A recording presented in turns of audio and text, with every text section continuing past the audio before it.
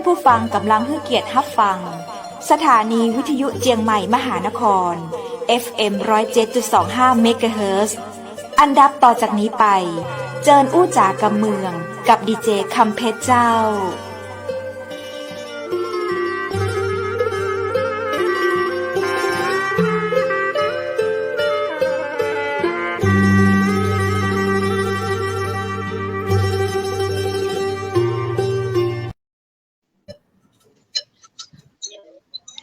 สวัสดีเจ้าสวัสดีคุณผู้ชมทุกคนทุกท่านนะเจ้ายินดีต้อนรับเข้าสู่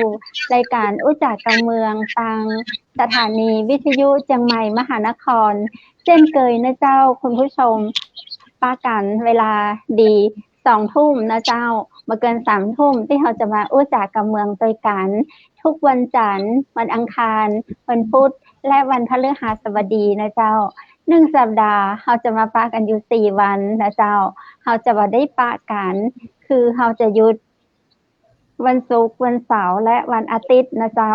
แต่อัน3 วันที่ผ่านมาก็เติงหาข้าเจ้าพ่องก่อข้าเจ้าก็เติงหาคุณผู้ชมทุกคนทุกท่านเลยเจ้าแน่นอนละเจ้าวันนี้ข้าเจ้าก็บ่ได้มาคนเดียวเช่นเคยปาไอวูดโปรดิวเซอร์รูปหล่อใจดีมาตัวยนะเจ้าพร้อมแขกรับเชิญของเฮานะเจ้าวันนี้จะได้ปากับ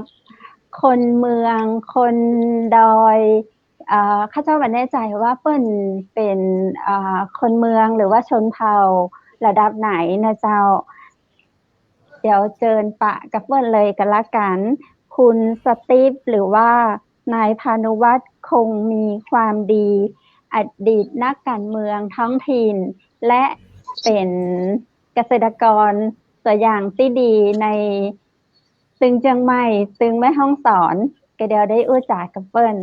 แถมหลายเรื่องราวเขาทักทายเปิ้นก่อนดีกว่าสวัสดีเจ้าสวัสดีคุณสตีฟเจ้าสวัสดีคุณวูดเจ้าเจ้าเรียกคุณสตีฟแล้วกันนะครับเจ้าเนาะ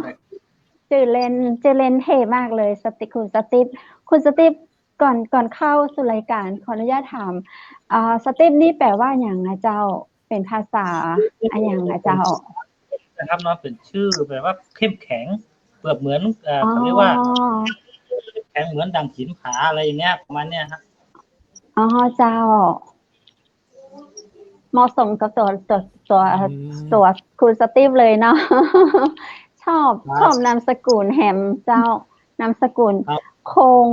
มีความดีเจ้าชอบมากเลยนามสกุลนี่เป็นนามสกุลพระราชทานเนาะผมก็เลยไม่อยากเปลี่ยนเนาะก็เป็นพระมหากรุณาสาธุเจ้าเป็นพระมหากรุณาธิคุณพระองค์ท่านเนาะเจ้าใช่ครับแล้วเป็นคนเป็นคนเผ่าชนเผ่าปากกากะยอจังหวัดแม่ฮ่องสอนนะฮะเจ้าเผ่าปากกยอจังหวัดแม่ฮ่องสอนก็เป็นเผ่าปากกยอปากกยอได้ก็เจ้าได้ครับกมมุชเปอร์มุชเปอร์แปลว่าทักทายกันครับสวัสดีครับกมมุชเปอร์แปลว่ากินดีอยู่ดีกินดีกินแบบอ้วนเป็นคนมีความสุขทักทายกันประมาณนี้ฮะผมก็จะพูดกลางผสมไปกับกำเมืองไปตัวเนาะภาษาชนเผ่าด้วยบ้างกำเมืองได้กำเมืองกำเมืองยังข้าเจ้าได้มันก็เจ้ากำเมืองก็ได้ครับผมมันต้องเรียนรู้เลยเจ้าคุณสตีฟได้กี่ภาษาเจ้าเดี๋ยวนี้ผมขอแนะนำตัวเองเป็นทางการนะครับเนาะเจ้าครับผมชื่อนายพานุวัฒน์คงมีความดีนะครับอยู่บ้านห้วยห้าของใต้ตำบลป่าแฝอำเภอแม่เสรียงจังหวัดแม่ฮ่องสอนแล้วก็ที่ออกรายการเชียงใหม่คือผมเป็นเคยเชียงใหม่ฮะครับผมเจ้าชนเผ่าปากกากะยออยู่อำเภอกัลยาณิวัฒนาครับผมเจ้าครับแล้วคุณสตีฟตอนนี้ทำอะไรอะครับทำงานอะไรอยู่ที่แม่ฮ่องสอนครับผมตอนนี้เนี่ยผมเองก็เปรียบเหมือนคน2 แผ่นดินนะครับผมต้องวิ่งไปเชียงใหม่แม่ฮ่องสอนเพราะว่า1สิ่งที่ผมทำก็คือผมมีพื้นที่ที่ผมอนุรักษ์ไว้อยู่แล้วทำเกษตรอินทรีย์ปลูกข้าวกาแฟอะโวคาโดแล้วก็ปลูกเรื่องของบุกด้วย นะฮะซึ่งเป็นพืชเศรษฐกิจทางเลือกใหม่ของคนแม่ฮ่องสอนนะฮะครับผมอันนี้ก็คือวิ่งไปวิ่งมาใช่ครับคือผมมีครอบครัวจริงๆนะผมเป็นคนแฟนอยู่ที่เชียงใหม่เป็นพยาบาลเป็นข้าราชการบ้านอยู่ที่อำเภอพร้าวจังหวัดเชียงใหม่นะฮะผมก็ต้องสาวผมเป็นครูเนาะประวัติก็เป็นครูแล้วเป็นครูสอนอยู่ที่โรงเรียนจักรคำพนทรลำพูนประมาณ5 ปีฮะอัตราจ้างเมื่อจบมาตั้งแต่ปี405ตั้งแต่ปี48ถึงปี53จากนั้นผมก็กลับที่เสรียงมาเป็นครูอัตราจ้างที่โรงเรียนทองสวัสดิ์วิทยาคารครับนั้นก็มีครอบครัวก็ต้องกลับมาเชียงใหม่แล้วก็มาสอนที่เชียงใหม่ช่วงหนึ่งแล้วช่วงจังหวะที่อยู่ท้องนะก็เป็นช่วงจังหวะที่ผมมีความอยากจะไปพัฒนาบ้านตัวเองนะฮะก็เลยมีโอกาสมือท้องถิ่นแล้วก็เป็นสมัครเป็นรองนายกอบต.ก็เลยตั้งแต่นั้นมาถึงตอนเนี้ยก็ยังเป็นตำแหน่งรองนายกแต่ว่ามันมีช่วงหนึ่งที่เขาเรียกว่าเป็นช่วงที่สมัครสสเนาะผมก็ได้รับโอกาสจากผู้ใหญ่ให้ผมเป็นผู้ลงสมัครสสในนามของพรรคพลังท้องถิ่นไทยครั้งหนึ่งนะฮะผมก็เลยต้องลาออกจากนักการเมืองท้องถิ่นเพื่อที่จะแก้ไขปัญหาให้กับพี่น้องคนแม่ฮ่องสอนซึ่งมันมีจุดที่เราจะพูดกันต่อไปอะฮะนับว่าหลากหลายในชีวิตเลยนะเจ้าใช่ครับคือเดี๋ยวผมขออนุญาตพูดกับเมืองนะครับเนาะคือเจ้ายินดีเจ้าบ้านเกิดของตัวเก่าจึงต้องทิ้ง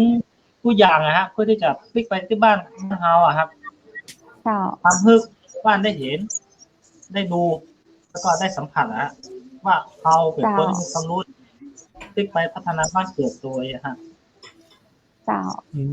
ประมาณนี้ฮะมันไม่ทราบว่าที่ทำอะไรนะพอเข้าใจนะเนาะพูดภาษาการเมืองเนาะเข้าใจครับผมเข้าใจเข้าใจครับผมตอนนี้ฟังเข้าใจ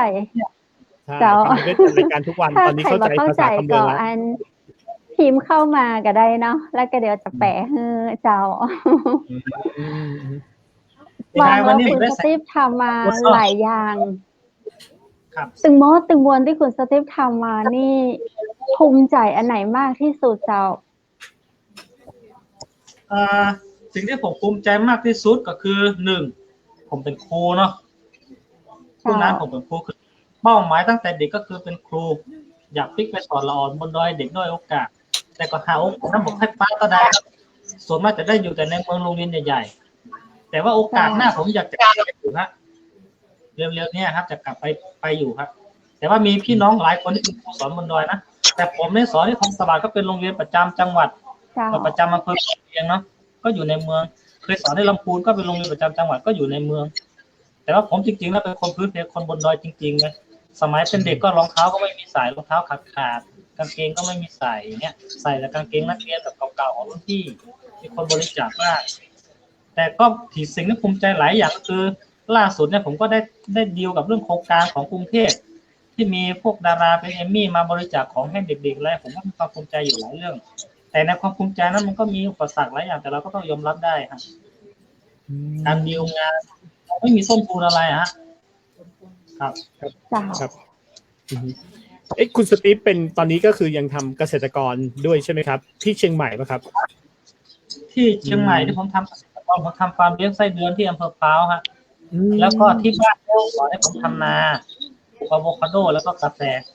แล้วก็น้ำดื่มธุรกิจที่ผมทำจับอยู่ตรงนี้คืออยู่3ตัวคือ1เรื่องเกษตรธรรมชาติมีเรื่องของกาแฟนะครับกาแฟแล้วก็ปุ๋ยมูลไส้เดือนนี่สำคัญเพราะมันต้องคู่กันนะฮะมันจะทิ้งตัวใดตัวหนึ่งไม่ได้ต้องทำมันคือไปด้วยกันใช่ครับ3ตัวฟังตัวนึงล่าสุดอันนี้คือกาแฟนี้ล่าสุดที่อยู่ปัจจุบันนี้คือทำเรื่องกาแฟแล้วก็เรื่องปุ๋ยไส้เดือนมันก็เจ้านั่นครับเจ้าแสดงว่ายุคนี้ซึ่งเป็นยุคโควิดที่มีอุปสรรคหน้าประการคนตกงานคนบ่มี แต่บักกระทบตังคุณสตีฟเลย มีส่วนพ่องกับเจ้า ส่วนตัวผมแล้วถ้าจะพูดในเรื่องโครงสร้างพื้นฐานแล้วคือเราก็อยู่ได้คือแทบจะไม่กระทบอะไรเลยเพราะว่าหนึ่งเรามีพื้นที่นะครับปลูกข้าว เรามีในเรื่องของปลูกผักสวนครัวกิน แล้วก็เรื่องการน้ำดื่มแล้วก็ผลิตเองต้นทุนก็ไม่สูงอะไรมาก แล้วก็น้ำดื่มสะอาดอย่างเงี้ยคือมันอยู่ด้วยกันได้หมดแล้วเพราะผมได้คำนวณมาแล้วว่าไอ้สิ่งเหล่านี้เราทิ้งไม่ได้นะเพราะว่าตอนนี้ปัญหาสำคัญก็คือที่บนดอยคือเรื่องของสารเคมีและยาฆ่าแมลงถ้าจะเทียบกับสมัยก่อนก็คือมันสมัยก่อนเราดื่มน้ำจากแหล่งน้ำไหนก็ได้ที่บนดอยที่มันเป็นธรรมชาติแต่ตอนนี้มันไม่ใช่แล้วฮะไปที่บนดอยไหนก็มีแต่ตลาดแล้วอันนี้เราไม่ได้โจมตีนะแต่ว่าเป็นเรื่องของความข้อเท็จจริงซึ่งผมว่าทุกคนควรจะต้องยอมรับให้ได้ว่ามันเป็นข้อเท็จจริงนะไม่จะเป็นที่แบบท่องเที่ยวใหม่ๆเชิงอนุรักษ์แค่ไหนก็ตามตอนนี้ทุกดอยจะมียาฆ่าหญ้ายาฆ่าแมลงเกี่ยวข้องหมดเลยยกเว้นของผมที่เดียวตอนนี้ในโซนที่ผมอนุรักษ์ไว้ตอนนี้คือมาผู้สื่อข่าวหรืออะไรก็สามารถมาลงพื้นที่ดูได้ผมจะพยายามเซฟตรงนี้ไว้จนชีวิตจะหายฮะเพราะว่าผมถือว่าสิ่งเหล่านี้เป็นสิ่งสำคัญมากเพราะว่าบรรพบุรุษของเรามันจะอยู่กับสิ่งเหล่านี้มาตั้งนานแล้วแต่การเปลี่ยนแปลงที่ยิ่งใหญ่ก็คือนวัตกรรมแล้วก็สิ่งที่เราเขาเรียกว่าอะไรธุรกิจแบบยุคใหม่ธุรกิจแบบหวังแต่ผลกำไรอย่างเดียวฮะแต่ไม่ได้เรื่องของสุขภาพอย่างเงี้ยฮะถามว่าเหนื่อยไหมก็เหนื่อยครับแต่สิ่งที่ดีที่สุดสิ่งที่ตอบกลับมาให้กับเราก็คือตัวเราเองนะฮะเราจะได้รับสิ่งเหล่านั้นกลับมาให้กับตัวเราเองนะครับสะท้อนให้ตัวเราเองครับผมถามนิดนึงอย่างการที่แบบไม่ใช้สารเคมีนะครับอย่างของคุณสตีฟเนี่ยไม่ใช้สารเคมีถูกไหมครับแต่ที่อื่นใช้สารเคมีเนี่ยต้นทุนมันต่างกันอันไหนมันแพงกว่ากันอันไหนมันถูกกว่ากันครับขามากของเราเนี่ยมันลำบากกว่าใช้แรงเยอะกว่าแต่ผลที่ตอบกลับมาคือเรื่องสุขภาพของเราจะคุ้มกว่าพ่อผมที่ตรงนี้พ่อผมเคยทำกระหล่ำตั้งแต่ผมเป็นเด็กมาจนสุดท้ายแกอายุ57เป็นมะเร็งตายมะเร็งลำไส้แต่ผมได้เป็นกรณีตัวอย่างมาแล้วได้เห็นกับตาแล้วตอนเป็นเด็กพ่อผมพ่นยาฆ่าพ่นยาฆ่าแมลงแล้วผมรู้ในการที่เป็นเด็กแต่มาอายุแค่3-4 ขวบก็จับมาดมจนแบบร่างกายเราไม่ไหวเกือบตายฮะคือทั้งแล้วก็เลยจำไว้เลยแม่ก็เล่าให้ฟังจนทุกวันเราคิดว่าเราโจทย์ตรงนั้นมาตอบโจทย์ให้กับสังคมของเราน่าจะดีกว่าว่าเราประสบกับตัวเองแล้วทุกอย่างมันมีคำตอบมันมีที่มาที่ไปครับให้คำสิ่งนี้อันนี้ถือว่าสำคัญมากครับให้กับท่านชาวบ้านตอนนี้เขายังไม่เห็นว่าเขาจะเห็นอีกทีก็คือไปอยู่โรงพยาบาลอายุ50-60อย่างเงี้ยแต่เราก็ไปห้ามเขาไม่ได้เราก็ไม่โจมตีเขาสิ่งที่ดีที่สุดเดิมคือเราเห็นแล้วมันจะตอบโจทย์ให้กับชุมชนครับแล้วอย่างนี้เราบอกเป็นตัวอย่างอะไรครับคือจะพยายามเป็นตัวอย่างนะฮะคืออย่างน้อยใครไม่สนใจไม่เห็นค่าอะไรแต่เราจะเห็นค่าของตัวเราเองนะฮะเราก็ไม่ได้สนใจมากว่าถ้าเกิดคนไม่เห็นด้วยกับเราก็ไม่ได้โจมตีเขาแต่เราก็จะก้มหน้าก้มตาทำในส่วนของเราให้ดีที่สุดก็ผมถือว่าจริงๆแล้วเรื่องนี้สามารถกำหนดในวาระการประชุมสภาสวเป็นวาระแห่งชาติได้เลยครับแต่ที่เรามีปัญหาหลายอย่างสามารถทำได้ครับแล้วส่วนกาแฟนี่ก็คือเป็นออร์แกนิกเลยนะเขาจะบ่มีปุ๋ยเคมีอย่างเลยมันก็จะตีเจ้าอันนี้เยอะก็จะที่ปลูกอยู่กี่ไร่เจ้าที่ของผมปลูกอยู่ประมาณ 2,000 ต้นประมาณสัก5 ไร่ครับแล้วตอนนี้นะที่สวนผมที่เดียวที่รับประกันได้พูดได้เต็มปากว่าเราไม่ได้ใช้สารเคมีเลยแล้วก็สามารถให้นักวิจัยมหาลัยดังๆแล้วก็มาพื้นที่ผมได้เลยลงพื้นที่ได้เลยเฉพาะในที่ของผมนะผมไม่ได้รับประกันให้ชาวบ้านด้วยตอนนี้เขาได้ทำส่งตลาดแล้วมันก็จะเขามียี่ห้อแล้วมียี่ห้อแล้วครับพี่แม่นนะครับเจ้ายี่ห้ออย่างเจ้าบอกได้เลยเจ้าแต่ผมเป็นกาแฟชื่อพ่อเลยครับเอาชื่อพ่อเลยเพราะว่าที่ตรงนี้เป็นที่ของเป็นมรดกชิ้นสุดท้ายก็เป็นกาแฟพ่อผมชื่อกาแฟเนาะผมก็เลยตั้งชื่อเป็นกาแฟดอกกาแฟแม่ฮ่องสอนซึ่งหลายคนก็อาจจะแต่ว่าในเรื่องของการพัฒนานวัตกรรมใหม่ๆ ผมก็ไม่ต้องการ เจ้า ให้มัน ก็เคยได้ยินเจ้า ต้นของ เจ้าแต่ยังบ่เคยชิมเตื้อแต่เคยได้ยินชื่อแล้วเจ้า อืม ครับว่างๆมาจิ้มที่สวนได้เลยพี่จิ้มเป็นเม็ดก็ได้ เจ้า จิ้มเป็นใบจริงๆแล้วใบกาแฟเนี่ยสามารถเอามาจิ้มน้ำพริกได้นะฮะ อืม อ้าวเหรอไม่ถึงยอดอ่อนกะเจ้า ได้ค อ๋ รั อบ หลังสวนเฮามี พืชสมุนไพรครับ เป็นสมุนไพรเนาะ ครับ ใช่ครับ แล้วนอกจากกาแฟทำเป็นแบรนด์ของตัวเองแล้วครับ ยังส่งให้กับยี่ห้ออื่นไหมครับ ของผมนี่คือเราเคยไปอบรมเกี่ยวกับเรื่องโอท็อปแล้วเข้าสมาคมกาแฟแม่ฮ่องสอน แต่เราไม่สามารถที่ควบคุมคุณภาพของชาวบ้านให้เหมือนเป็นของเราได้ทั้งหมดเนี่ยเราก็กลัวว่ามันไปใหญ่แล้วมันจะเสียเราก็เลยไม่อยากทำใหญ่ฮะ อื อื ม ม เราก็เป็นห่วงเรื่องของผู้บริโภคถ้าของเราดีจริง แต่วันหนึ่งเราไปเสียปุ๊บเนี่ยเราจะอยู่ไม่ได้ฮะ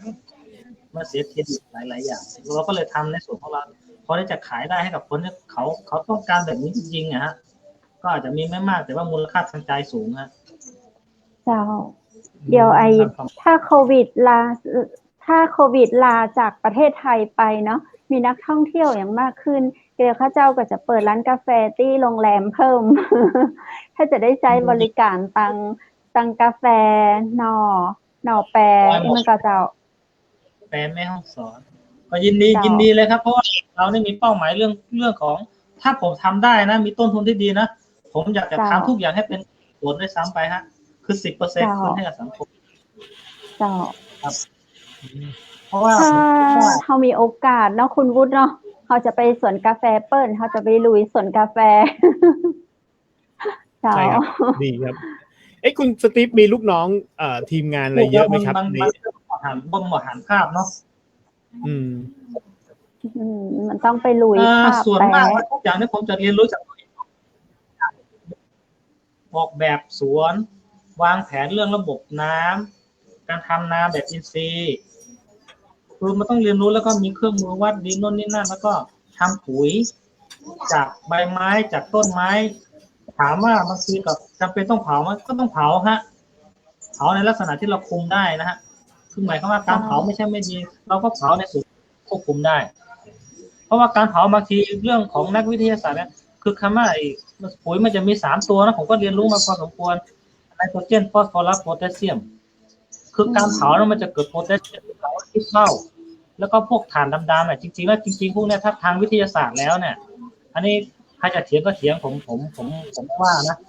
คือมันเป็นตัวดึงซึ่งไนโตรเจนในดินในเรื่องของถ่านดำๆนะแต่ที่เป็นขี้เถ้าเนี่ยคือเป็นตัวฟอสฟอรัสถ้าใส่เยอะเกินไปก็จะตายถ้าใส่พอดีต้นไม้ก็จะมีผลออกมาการแต่งมอดจะไม่ใช่อันนี้เป็นภูมิปัญญาเลยครับที่ผมจะมาเล่าสู่กันฟังก็ประมาณนี้ครับเบื้องต้นนะครับเป็นคุณวุฒิเลยจ้ะคุณสตีฟครับผมถามนิดนึงตอนนี้เนี่ยนะครับตอนนี้เนี่ยนอกจากของคุณสตีฟขายที่สวนอย่างเดียวเลยหรือเปล่าครับหรือว่ามีการทำการตลาดพวกแบบออนไลน์ไม่ถึงว่าปุ๋ยมูลไส้เดือนนี่แหละฮะหรือว่ากาแฟด้วยทุกอย่างเลยทุกอย่างธุรกิจของทุกอย่างเลยปุ๋ยมูลไส้เดือนกาแฟน้ำดื่มตัวแรกที่ผมทำก็คือต้นเลยก็คือ1กาแฟ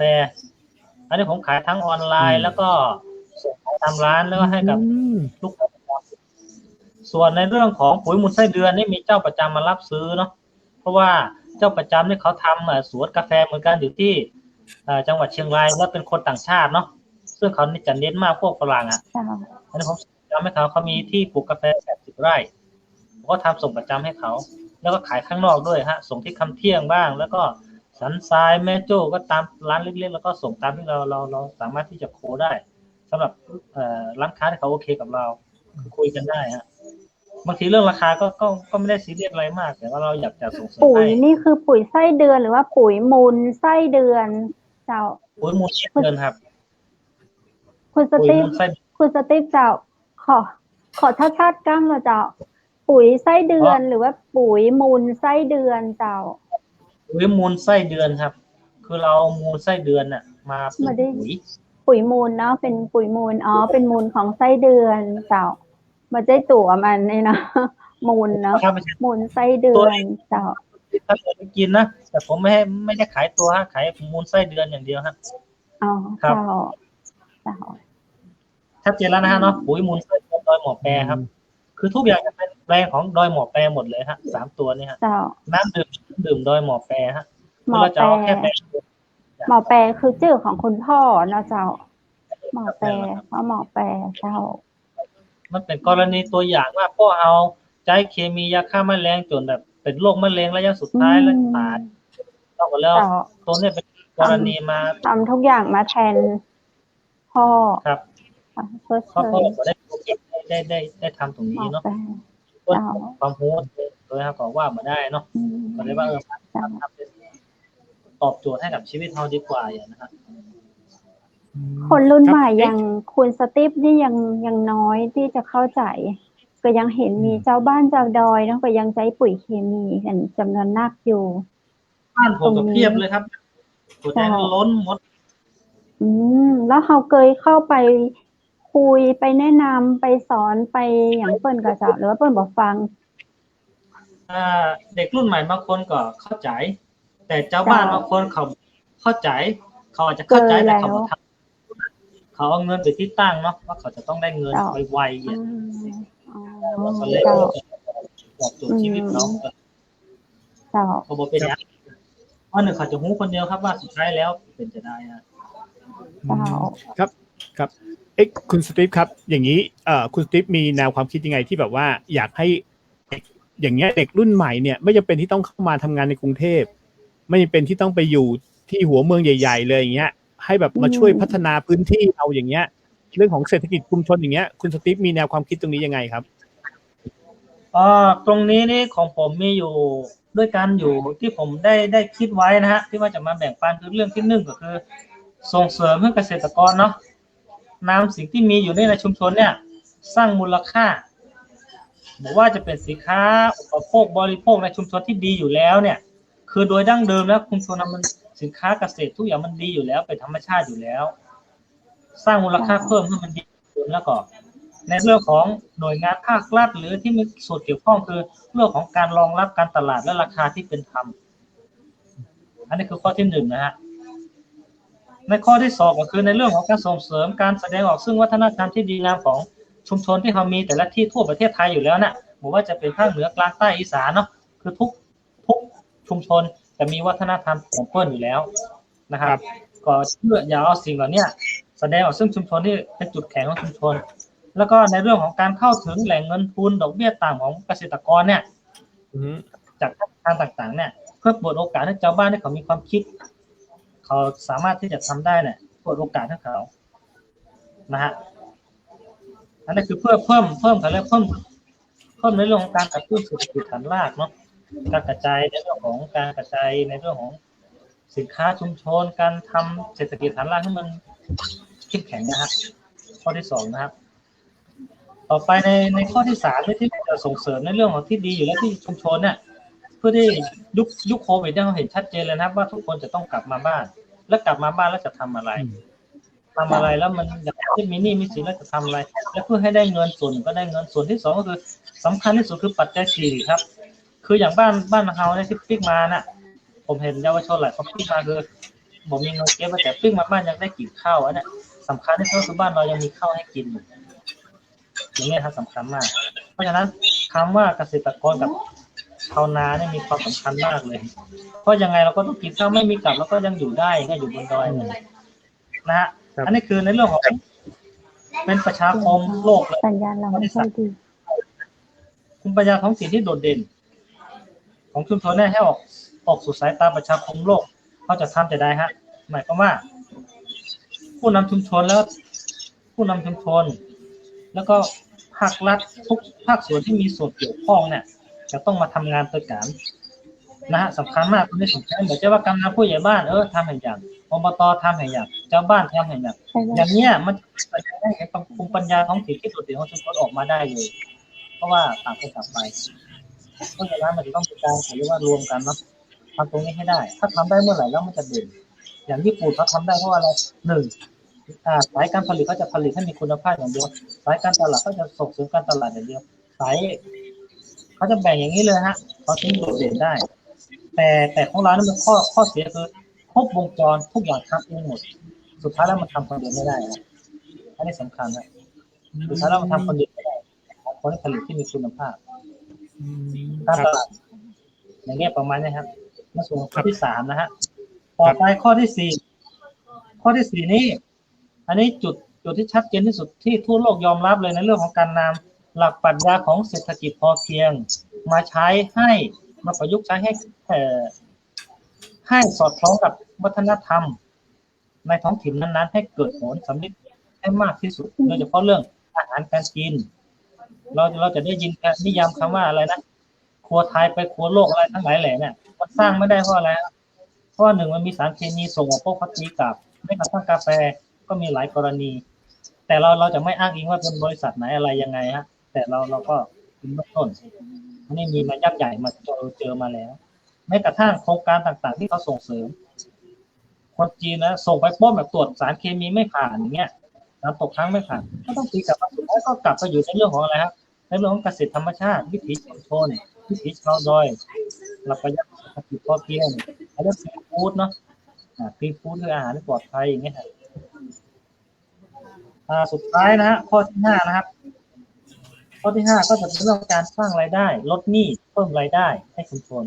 แล้วชาวบ้านก็จะอยู่กันได้นะครับสำคัญมากในยุคอันนี้เราพูดถึงเฉพาะในยุคที่เป็นเรื่องของโควิดหลักๆเลยนะฮะแต่ว่าจริงๆแล้วมีเรื่องโครงสร้างพื้นฐานอย่างอื่นอีกมากมายไม่ว่าจะเป็นเรื่องการศึกษาก็สำคัญอย่างผมเนี่ยถ้าไม่ได้รับโอกาสของการศึกษาณวันนี้ผมก็คงไม่ได้มาพูดคุยกับท่านพิธีกรหน้าตรงนี้เพราะว่าเราจะไม่ได้รับโอกาสนั้นแล้วก็เราไม่มีความรู้จะพูดอย่างนี้ได้ยังไงเราจะเรียนภาษาไทยได้ไหมถ้าภาษาดั้งเดิมคือภาษากะเหรี่ยงนั่นคือโอกาสสำคัญมากการศึกษาสำคัญนะฮะแต่ว่าเรายุคนี้เราหาการกินเป็นหลักเพราะว่ายุคโควิดเนี่ยสำคัญมากนะครับเรื่องของเศรษฐกิจปรัชญาเศรษฐกิจพอเพียงกับชุมชนวัฒนธรรมของคนชาติพันธุ์ที่สำคัญที่ถกเถียงกันเยอะๆเรื่องที่สำคัญที่สุดที่สังคมโลกยอมรับแต่ในประเทศไทยเราไม่ยอมรับเรื่องของไล่หมุนเวียนหรือไล่ที่เขาเรียกกันว่าไล่เลื่อนลอยครับอันนี้นักวิจัยก็สุดท้ายแล้วฝรั่งเขาจะชอบมากเข้าไปในไล่หมุนเวียนเนี่ยถ้าเราไม่ใช้สารเคมียาฆ่าแมลง5 ปีป่าก็จะเป็นเหมือนเดิมแต่ลองสังเกตดูที่ว่ายาใช้ยาฆ่าหญ้ายาฆ่าแมลงสารเคมีครบต้นไม้จะไม่ขึ้นเลยมันเหลือแต่หญ้าอันเนี้ยไม่รู้ว่าถ้ามีนักวิจัยผมก็จะพาไปที่บ้านผมทำให้ดูเลยแต่ถ้าไปอ้างอิงในเรื่องกฎหมายป่าไม้เนี่ยการเผาป่าไม้ผิดกฎหมายอยู่แล้วแต่กฎหมายเราจะต้องอยู่ด้วยกันแบบอารมณ์อร่วยคือว่าตามหลักเขาเรียกคุณธรรมด้วยเนาะคุณธรรมจริยธรรมด้วยถ้าไม่งั้นสังคมไทยก็อยู่ไม่ได้ครับก็ลำบากเพราะสังคมไทยเป็นส่วนหนึ่งของสังคมไทยที่สร้างขึ้นมาเพื่อที่ว่าจัดระเบียบแค่ส่วนหนึ่งนะไม่ใช่ทั้งหมดเพราะฉะนั้นช่องว่างมันก็มีอยู่แล้วผมจะต่อสู้เรื่องนี้มากสสมานพคีรีภูวดลก็เป็นเพื่อนรุ่นพี่ก็อยู่ในพรรคก้าวไกลก็มากำลังช่วยกันในสิ่งที่ดีๆผมไม่เกี่ยงว่าพรรคไหนอะไรยังไงผมไม่ได้สนใจนะขอให้ทำสิ่งที่ดีๆผมเข้าใจหมดเลยนะฮะเรื่องสุดท้ายนะฮะเรื่องที่5นะครับการสร้างรายได้ลดหนี้ของชาวบ้านแล้วก็การสร้างชุมชนให้เข้มแข็งประชาชนมีรายได้แบบยั่งยืนจะทำยังไงก็คือสุดท้ายมันก็ตกไปที่เรื่องอะไรอีกฮะสิ่งแวดล้อมเกษตรธรรมชาติอาหารการกินเรื่องข้าวเรื่องน้ำเรื่องเนี้ยสุดท้ายก็ตกตรงนี้ถ้าเกิดคนเราไม่มีหนี้มีสินถามว่าชาวบ้านคนสมัยก่อนเขาอยู่ได้เพราะอะไรอยู่กับครอบครัวนะเพราะว่าหนึ่งเขาไม่มีหนี้ไม่มีสินไม่ได้ดิ้นรนแล้วนั่งเลยแต่ขอให้มีกินมีอยู่มีที่อยู่อาศัยมีกินมีที่ทำกินแค่นั้นก็จบละนะฮะอันนี้คือข้อที่5นี่ข้อสำคัญเช่นเดียวกันเพราะว่าเป็นการสร้างรายได้ให้ชาวบ้านเพราะว่าสมัยนี้มันก็ไม่เหมือนสมัยก่อนแล้วเนาะลูกจะต้องเรียนหนังสือรถจะต้องมีขับเดินทางไม่ได้เดินเท้าแล้วต้องใช้น้ำมันเนี่ยคือปัจจัยเหล่านี้มันทำให้กดดันให้ชาวบ้านจะต้องดิ้นรนให้มากขึ้นจะต้องมีเงินอย่างเงี้ยฮะมันเป็นเขาเรียกว่าอะไรสภาพแวดล้อมภายนอกเนาะที่เป็นตัวชี้วัดอีกตัวที่ทำให้ชาวบ้านจะต้องอยู่แบบสมัยก่อนไม่ได้ละเพราะมันไม่ได้เดิน ต้องขี่มอเตอร์ไซค์ต้องใช้น้ำมันอย่างเงี้ยฮะอันนั้นคือสำคัญมากข้อที่5คือสร้างรายได้ให้ชาวบ้านลดหนี้ในชุมชนสร้างอาชีพนะครับแล้วก็สร้างความภูมิคุ้มกันที่ดีที่มั่นคงด้วยนะครับเหมือนกับที่ผมได้กลับในเบื้องต้นนะอันนี้เรื่องสุดท้ายคือเรื่องที่5เนี่ยผมจะเสริมเพิ่มเติมไปอีกนิดนึงในเรื่องของอันเนี้ยของถิ่นธุรกันดารไม่ว่าจะเป็นเรื่องการขนส่งการศึกษาจะเกี่ยวข้องกันทั้งหมดเรื่องนี้สำคัญมากผู้นำในแม่ฮ่องสอนยังไม่สามารถที่จะทำได้ทั้งหมดเพราะว่าอะไรฮะ1การจัดการเรื่องการคมนาคมขนส่งสังเกตง่ายๆเลยนะฮะขนส่งกับ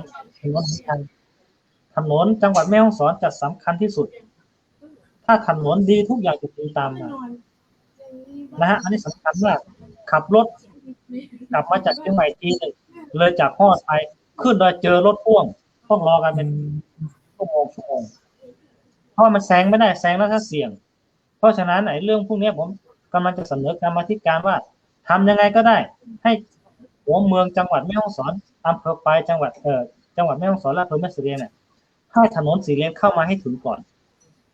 ไม่ว่าจะเป็นข้าราชการผู้ว่าก็เองก็ตามที่มาจากต่างจังหวัดผมกล้าพูดเต็มปากเลยโดยที่ไม่อายฮะรองผู้ว่าขับรถมาจากเชียงใหม่จะมาทำงานประจำมาสู่กลับมาดีไม่ดีมันมีปีหนึ่งที่น้ำท่วมแม่น้ำแม่แจ่มท่วมมาเลยครูก็มาสอนหนังสือไม่ได้เพราะมันข้ามไปไม่ได้อันเนี้ยมันมีประวัติมาอยู่แล้วตั้งแต่ผมเป็นเด็กแล้วแต่ผมจะดันทุกอย่างให้ได้ผมมีโอกาสเป็นสสแม่ฮ่องสอนผมจะทำให้ดูฮะฝากด้วยแล้วกันฮะผมมีความตั้งใจอยู่ฮะครับลงเพื่อที่จะเดี๋ยวสังคมตายไปจะได้ไม่เสียดายชาติเกิดจะมาพัฒนาบ้านเกิดนะฮะครับพูดไปมันก็ยาวนะเรื่องนี้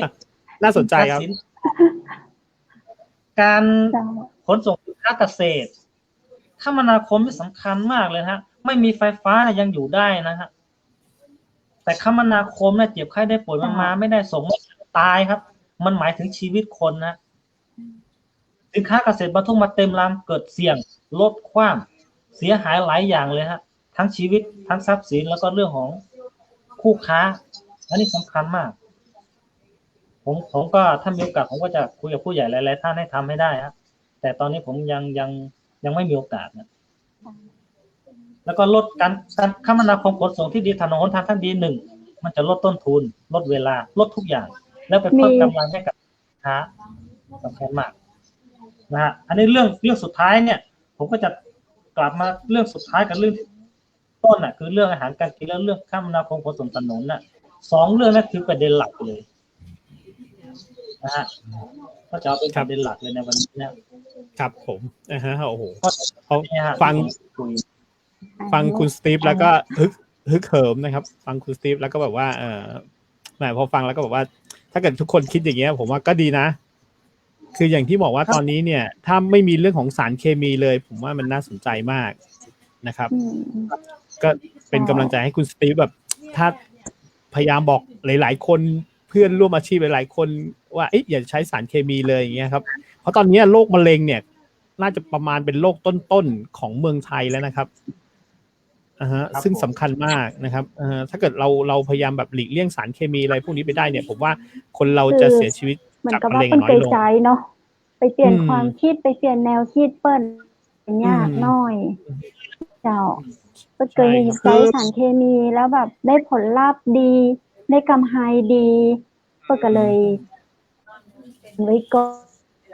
แต่ผมมีความเชื่อลึกๆว่าสุดท้ายแล้วเนี่ยแต่ประเดี๋ยวนี้คนรุ่นใหม่ก็เริ่มรู้แล้วว่าโทษของเคมีนั้นมันมากกว่า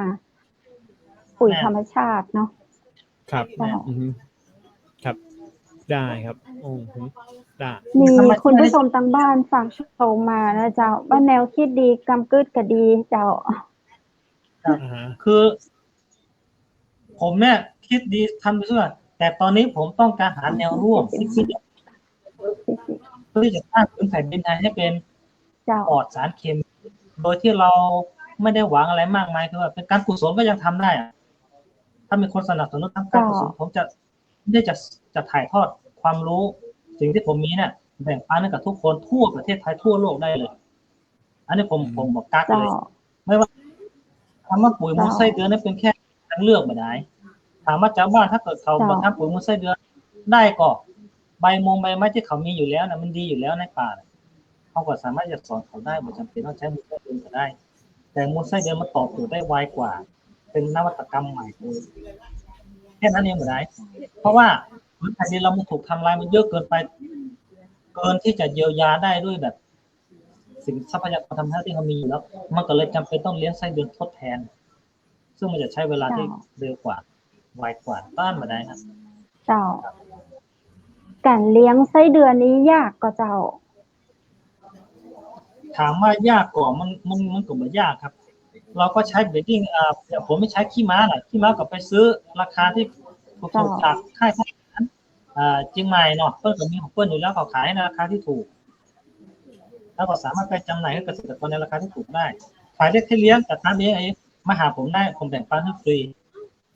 ไม่ใช่ขอให้ฟรีองค์กรไหนที่มีความรู้อย่างทำปกส่วนหลังบ้านทำเองได้แล้วปลอดภัย 100% ฮะนี่รับรองได้ตรวจสารเกิดเจอมีนักวิจัยระดับไหนมาตรวจได้เลยส่วนผมเนี่ยผมท้าขึ้นมาได้เลยไม่ว่าจะเป็นระดับนานาชาติระดับเลยฮะคุณสตีฟเจ้ามันช่วงสุดท้ายของรายการของเฮาแล้วเนาะคุณสตีฟอยากเสียงฝากอย่างเพิ่มเติมถึงคุณผู้ชมถึงพี่น้องเกษตรกรหรือว่าฝากถึงรัฐบาลเชิญเลยเจ้าครับสิ่งแรกที่ผมจะฝากถึงเกษตรกรคือว่า1ทำจะได้ก็ได้นะทำจะได้ก็ได้เนาะคือชุมชนของเขาเนี่ยเป็นพื้นที่เขียวแล้วก็ปลอดภัยต่อสุขภาพเขาเองเนี่ยไม่ต้องว่าคนอื่นเขาเองเนี่ยตัวเขาเองเนี่ย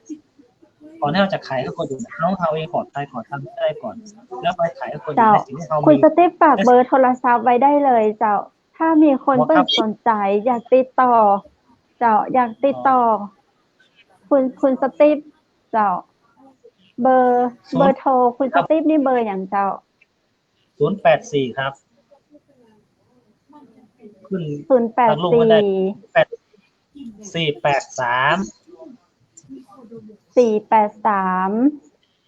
6094ครับ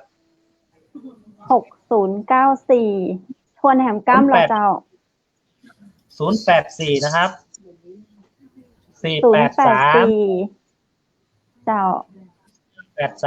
6094ครับใช้เบอร์ที่โชว์6094ใช่เบอร์ที่โชว์อยู่48360โทรไว้ที่ใต้ท่านใดที่สนใจเนาะทุกเรื่องราวที่คุณสตีฟมาเพราะว่าจะเป็นเรื่องตั้งแต่การเรียนรู้การขึ้นดอยการทำเกษตรกรการเป็นนักการเมืองท้องถิ่นเนาะต้องเนี่ยจะได้เจ้าปรึกษาคุณสตีฟได้เนาะโทรหาคุณสตีฟได้มันก็จะตามเบอร์โทรศัพท์ที่ให้ไว้นี้เนาะได้ครับตั้งรายการจากเจ้าอย่างก็เจ้าคือหมายความว่ารัฐบาลที่จะทำนั่นคือกระทรวงเกษตรและสหกรณ์ทำจะได้ก็ได้เพื่อแผ่นดินไทยปลอดภัยไร้สารพิษสารเคมีอาจจะขอแค่20%พอเจ้าฝากคือตังเกษตรเรามาต่อเกษตรและสหกรณ์ไทยเนาะจะได้มีการเข้าใจเกษตรกรมากยิ่งขึ้นได้ฟังจากปากของเกษตรกรตัวจริงตัวแท้โดยตรงซึ่งเป็นเกษตรกรที่ตั้งใจทำอย่างแท้จริงเพื่อคนไทยเพื่อแผ่นดินไทยเนาะทำตึงเชียงใหม่ทำตึงที่อำเภอแม่เสลียงวิ่งไปวิ่งมาถึงแม้จะเป็นช่วงโควิดก็บ่มีการท้อแท้ท้อถอย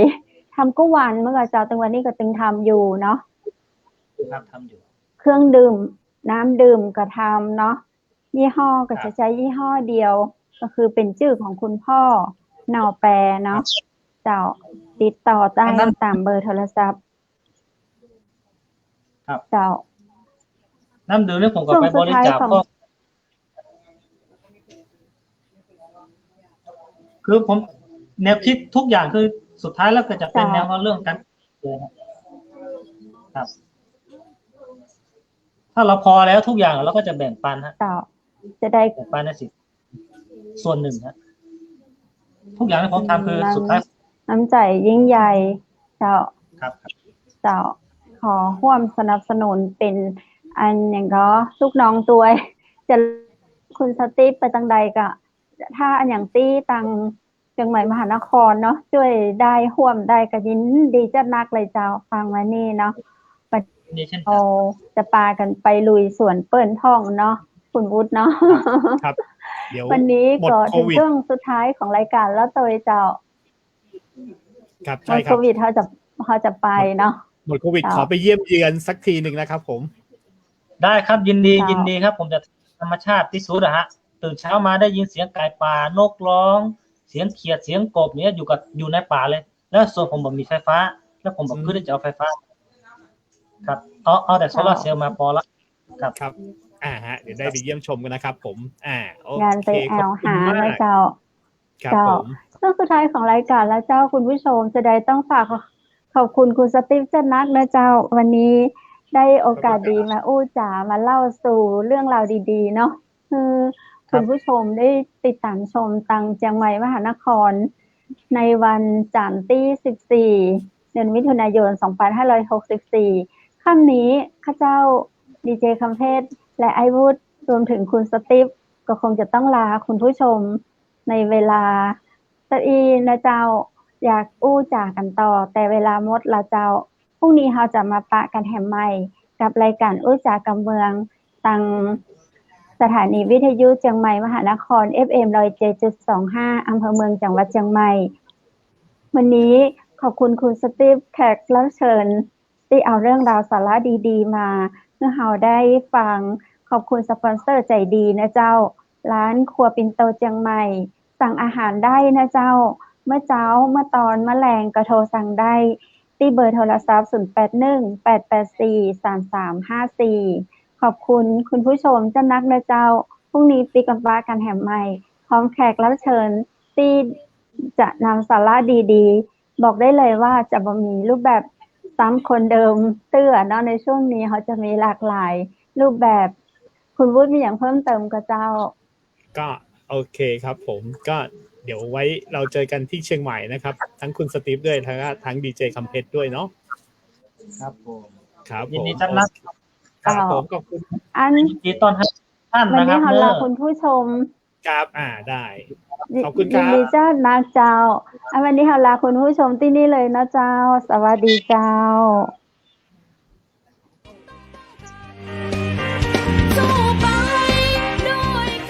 สถานีวิทยุเจียงใหม่มหานคร 107.25 เมกะเฮิรตซ์ ขอแสดงความห่วงใยและเป็นกำลังใจให้ทุกท่านในช่วงการระบาดของโรคโควิด -19 ในครั้งนี้เพื่อลดความเสี่ยงควรสวมหน้ากากอนามัยทุกครั้งล้างมือเป็นประจำขอให้อยู่ที่บ้านให้นักที่สุดด้วยความปรารถนาดีจากหมู่เฮาเจ้าเจียงใหม่มหานครสนับสนุนโดยกาแฟโกแม็กคอฟฟี่และโรงแรมแม่เสรียงเวียงงามโทร 053-621-444 และ 081-595-2883